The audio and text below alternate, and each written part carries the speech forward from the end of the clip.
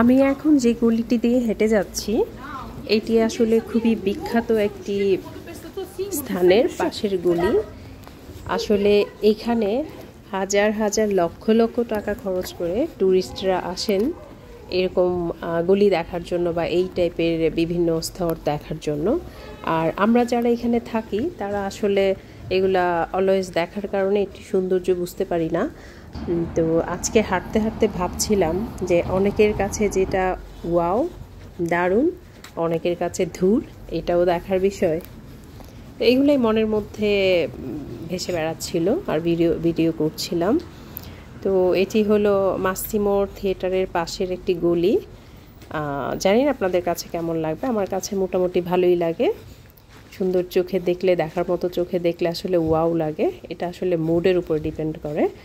Wow mood যখন থাকে তখন খুব সুন্দর লাগে, যখন নর্মাল মুড থাকে তখন নর্মাল লাগে। তো দেখেন এইরকম অলিগলি রাস্তা দেখার জন্যই ইতালিতে বিশেষ করে প্রচুর ট্যুরিস্ট আসে, হাজার হাজার লক্ষ লক্ষ টাকা খরচ করে। কেমন লাগলো আপনাদের কাছে ইতালির এই গলির রাস্তাটুকুন?